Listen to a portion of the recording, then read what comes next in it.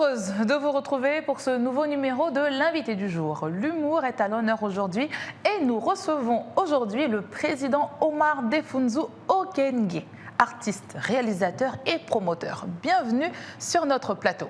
Bonjour, merci de me recevoir sur le plateau. C'est un plaisir de vous avoir avec nous. Alors, Omar Defounzou, nous allons commencer par le rire à gogo. Durant cette époque, vous avez fait rire énormément de personnes, notamment à l'intérieur et à l'extérieur du pays. Quel est le regard que vous portez sur cette période ? Déjà, je veux dire que ça a été une des grandes parties de ma carrière parce que c'est cette émission qui m'a révélé au grand public. Et donc, je garde des souvenirs positifs de ça. Aujourd'hui, la critique que j'ai, c'est qu'on le faisait dans un cadre embryonnaire, c'était un peu brut, c'était... Aujourd'hui, avec du temps, de l'apprentissage, on se rend compte que les choses ont évolué et qu'il fallait faire l'humour autrement. Alors, anecdote, comment est-ce que vous arrivez justement au rire à gogo ? Le rire à gogo, moi déjà, je participais à une émission de théâtre qui s'appelait Au théâtre ce soir, qui passait tous les mardis à la première chaîne de télévision. Et Idi Bakou, lui, il évoluait dans un autre groupe avec Yoko et les Tontons. Ensuite, en 95, Oncle Nsama, Daniel Ndok, qui est professeur d'art dramatique camerounais et grand humoriste à l'époque de Jean-Michel Cancan, est venu faire une formation d'acteur et de metteur en scène, formation à laquelle j'ai pris part et j'avais eu le privilège de faire l'avant-première de son spectacle. Et donc, à l'issue de cette formation-là, la RTG, chaîne 1 à l'époque, nous a contactés pour pouvoir remplir le programme du Rire à Gogo et c'est de là qu'est partie l'aventure. Alors, vous avez parlé de formation tout à l'heure. Vous êtes passé par les Beaux-Arts également ? J'ai fait l'ENAM pendant 2 ans, mais je n'ai pas fait l'art dramatique. Je me suis plutôt intéressé à l'architecture d'intérieur, donc l'aménagement. Ça n'a rien à voir avec ce que vous faites aujourd'hui. Rien à voir. Mais ça, c'est inné, ce que vous faites aujourd'hui. Je peux dire, parce que je ne sais pas si c'est inné, mais je pense que c'est le hasard du destin. Mais comme je dis, le hasard n'existe pas. Je crois que si je suis dans ce métier, c'est qu'il était prévu que je le fasse. Vous étiez prédestiné. Voilà, justement. Vous représentez le Gabon à l'international. Qu'est-ce que vous ressentez lorsque vous portez les couleurs du pays c'est un sentiment de fierté et d'honneur surtout de pouvoir vendre son pays autrement que par son pétrole, par son or, par son bois, par sa forêt. Et aujourd'hui, je pense qu'on devrait mettre un accent particulier sur l'art et la culture qui peuvent donner des grands ambassadeurs pour le pays. Lorsque je vais au Marrakech du Rire et que lorsque moi on me prend en photo, je suis tout petit et le drapeau du Gabon qui fait pratiquement tout le palais Badi, c'est un honneur pour moi. Je me sens fier d'être gabonais. Vous êtes accompagné également par le ministère ici dans vos actions à l'international ? Aujourd'hui, ma question n'est pas que l'État m'accompagne ou pas. L'État ne m'a jamais accompagné, si je peux dire les choses clairement. Votre point de vue, c'est vous appeler à ce que ça soit mieux structuré pour que vous puissiez... Mieux structuré, pas seulement pour moi, parce que moi je suis un combattant, moi je suis un conquérant. Je voudrais que le ministère s'intéresse aux âmes faibles, aux âmes sensibles, qui n'ont pas cette curiosité-là de pouvoir chercher à l'international. Moi, je me suis déjà fait mon chemin et j'essaie de me battre au mieux que je peux faire pour pouvoir attirer mes frères sur la scène internationale. Et c'est ce que je fais déjà dans le cadre de l'humour. Et dans bientôt, je vais lancer des productions musicales où je produis des artistes gabonais. On va revenir à ce petit paragraphe. Par en mode d'emploi et le Parlement du Rire, ce sont des expériences qui ont impulsé votre carrière ? Justement, ça m'a donné une autre dimension sur le plan international. Aujourd'hui, lorsque je voyage, quelle que soit la compagnie, des stewards, des hôtesses viennent me donner un traitement particulier. Il y a des moments où on m'emmène en première classe alors que j'étais en classe éco. Une fois même, on m'a amené en cabine, au cockpit, et on a atterri à Libreville. J'étais avec les pilotes en cabine. C'est des avantages, c'est des avantages, d'être humoriste. mais c'est d'abord, je pense que c'est le travail accompli qui amène les gens à cette reconnaissance. Alors, Omar Defounzou, humoriste, chanteur, acteur et aujourd'hui réalisateur. Racontez-nous un petit peu toutes les casquettes que vous portez. Bon, moi, je pense chanteur, que... Chanteur, déjà, je pense que c'est des choses que j'ai tirées un peu de mes parents. Ma mère chantait. Ma mère chantait lors des veillées funèbres. Et elle était sollicitée, elle faisait déjà, c'est comment on va dire le gombo. En fait, elle était déjà invitée, elle avait des cachets, on l'invitait. Et moi, je pense que j'ai eu ça de ma mère. C'était votre exemple ? Oui, c'était un modèle, parce que je pense que les premiers modèles sur lesquels on s'appuie, c'est d'abord ceux qui sont autour de nous. Et mon père faisait beaucoup rire à la maison. Donc je pense que j'ai vous tenez ça bénéficié également là. de lui. Voilà, Est-ce que vos parents vous inspirent beaucoup dans ce que vous faites aujourd'hui, dans vos sketchs, etc. Malheureusement, ils ne sont plus en vie et c'est l'un des plus gros de mes regrets de ne pas voir ce que je suis devenu avec tous les efforts qui ont été consentis. Mais je pense que de là-haut, ils vous voient quand même. Justement, je pense qu'ils sont heureux. Mais je pense que j'ai chanté avant de faire d'abord de l'humour. Je faisais au quartier, je faisais plus du reggae, mais comme le reggae, c'est une musique à l'époque qui était considérée comme une musique de personnes qui consomment des stupéfiants. Donc avec l'influence, la pression de l'entourage, j'ai dû laisser. Et d'ailleurs, la majorité... Vous avez dit reggae, vous avez des dreadlocks?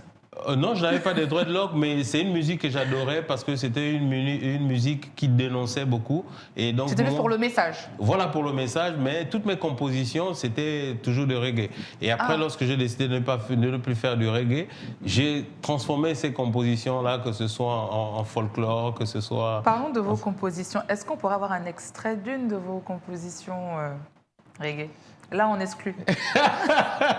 Là, on exclut quand même. Il y avait une des premières chansons que les gens aimaient m'écouter chanter, c'est Le monde a changé. Elle parlait de quoi, cette chanson? Elle parlait du monde qui est en train de changer, des gens qui n'ont plus de valeur, de respect, de voisinage, de manque d'entraide, de manque de solidarité. Parce que moi, j'ai grandi dans un environnement où lorsque il y avait un décès, c'est toutes les familles, tous les voisins qui venaient avec un casier de boissons, paquet de sucre, solidarité. Aujourd'hui, lorsque vous avez votre décès, c'est vous-même qui achetez votre boisson, votre café, et les gens viennent seulement vous assister et ils boivent. Donc c'est un peu ça que je dénonçais dans cette chanson. D'accord. Alors, selon nos recherches, vous comptez ouvrir une école de formation dans les métiers de l'humour. Justement, oui.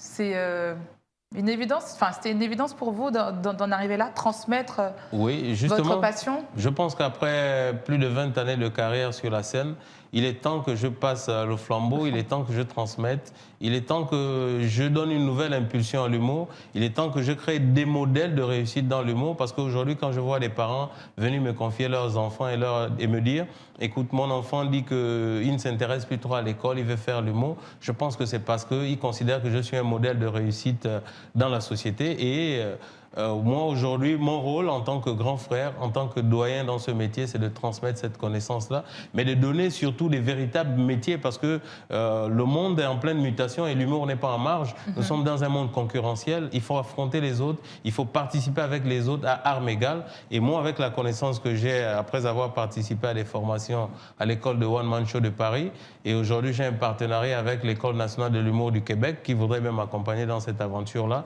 et plusieurs ateliers auxquels j'ai eu à prendre part, que ce soit en Belgique ou en France. Je pense qu'il est temps pour moi de pouvoir faire en sorte que le métier perdure après mon passage. Alors, vous avez parlé des jeunes qui vous sont confiés par leurs parents, etc. C'est quand même beau, parce qu'aujourd'hui, on voit des jeunes gens qui n'ont pas justement d'option, enfin de porte de sortie lorsque l'école ne fonctionne pas pour eux. Et pour vous, l'humour, leur offrir en tout cas une porte de sortie, c'est... Justement, et c'est pas seulement pour les jeunes qui sont en famille. Aujourd'hui, la particularité de cette école-là, qui est gratuite déjà, parce que les formations en humour sont très chères, et c'est que elle va s'intéresser, je vais travailler avec le ministère de la Justice, de l'Intérieur, pour voir comment je pourrais m'approcher des jeunes mineurs qui sont en prison. Parce qu'aujourd'hui, l'humour m'a aidé à avoir une place dans la société. Et souvent, ces jeunes-là, lorsqu'ils sortent de prison, ils sont rejetés par leurs proches, ils sont rejetés par la société. Ils ont du mal à se réinsérer dans la société. C'est un moyen de réinsertion dans la société, mais c'est surtout aussi un moyen de gagner sa vie. C'est un métier comme... Voilà, honnêtement. Vraiment. Qu'est-ce que vous pensez des générations d'humoristes qui vous succèdent aujourd'hui? Moi, je pense que comme dans toutes les générations, il y a des bons, il y a des moins bons. Mais ce que les gens doivent garder en tête, c'est de continuer à travailler, de continuer à chercher, aller vers la perfection, même si elle n'existe pas. Mais je pense qu'il faut se faire violence, il faut faire des sacrifices. Pas des sacrifices comme on l'entend. Parce que souvent, quand je parle de sacrifices, on dit « Ah, qu'est-ce que tu veux ?» Non, se priver, par exemple, de certaines choses. Moi, par exemple, je suis resté déconnecté de la télévision pendant près de 4 ans parce que j'étais en train de me former sur le métier de réalisateur. Et en tant que réalisateur, je n'ai pas qu'appris la réalisation, j'ai appris le cadrage, j'ai appris le montage, j'ai appris la direction photo pour me donner des moyens pour pouvoir sortir des produits de qualité. Parce que mes produits, je ne veux pas qu'ils soient seulement consommés dans le cadre local, dans le cadre national, mais il faut que ce soit des produits qui soient diffusés à l'international. Parlons de vos produits. Quels sont vos projets justement aujourd'hui? Il y a 3 jours, je suis rentré de N'Djamena où j'ai mon film L'Ordonnance, mon premier court-métrage en tant que réalisateur est sorti. Alors, ils ont mis sortie mondiale. Ah. Ok, ça m'a fait plaisir. Et c'est l'un des projets sur lesquels je compte pour pouvoir donner aussi mon soutien au cinéma gabonais parce que le cinéma gabonais connaît d'énormes difficultés. Le cinéma gabonais n'est pas très présent sur les scènes internationales. Et moi, à travers mon arrivée, je pense que je vais pouvoir motiver les autres parce que j'ai du matériel. Les gens qui ont des produits et qui ont un problème. C'est pas juste avoir du matériel, c'est également la formation et une vision. Justement, une vision, justement. Parce que tout ce que j'ai fait aujourd'hui, ça rentre dans le cadre de mon plan de carrière. Lorsque j'ai commencé, je me suis dit, d'ici 20 ans, quel Defunzu je serai.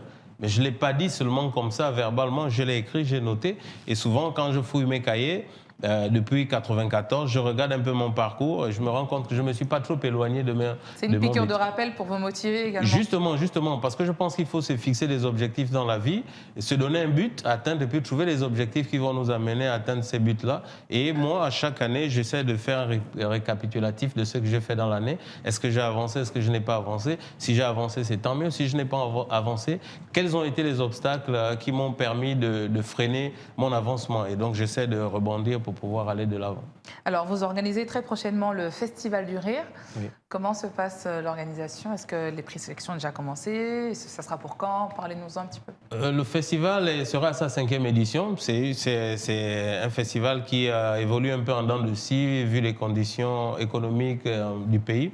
Et normalement, il serait certainement à la 16e édition, parce que la première édition a eu lieu en 2008.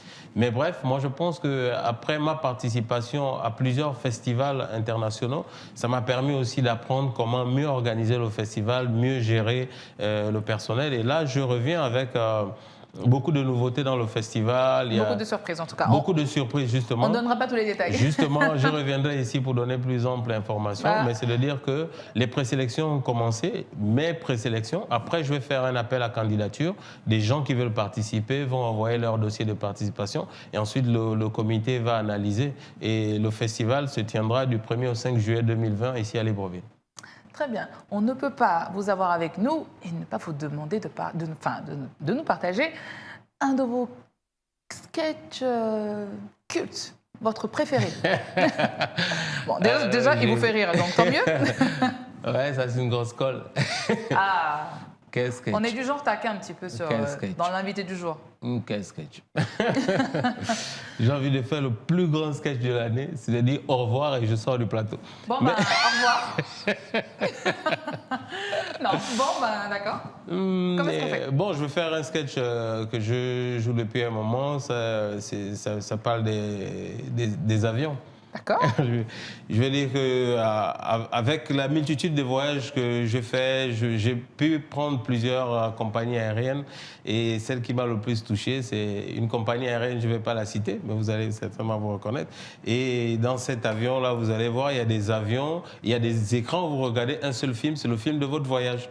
Vous voyez comment vous traversez Niamey, Bangui, N'Djamena jusqu'à destination. Mais le plus intéressant dans ça, c'est les consignes de sécurité. Vous entendez « Bonjour mesdames, mesdemoiselles et messieurs, bienvenue dans cette vol de la compagnie du voyage Inch'Allah. Et voilà, nous allons dans notre direction, nous faisons cet voyage en direction de Mohamed, à destination de où?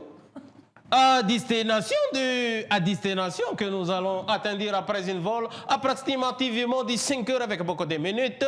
Le commandant Mohamed Ouassalim avec moi-même Mahbrouk, nous sommes très heureux que vous ayez accepté de voyager votre voyage avec nous. S'il vous plaît, quand je parle des consignes de sécurité, il faut me regarder. Parce que cette voyage n'est pas comme les autres. C'est vrai, vous avez l'habitude de voyager, mais l'avion qu'on va utiliser n'a jamais volé du tout. Donc, je ne sais pas comment ça va se passer. Si on arrive à destination, on va dire Inch'Allah. Et si on n'arrive pas aussi, on va dire Inch'Allah aussi.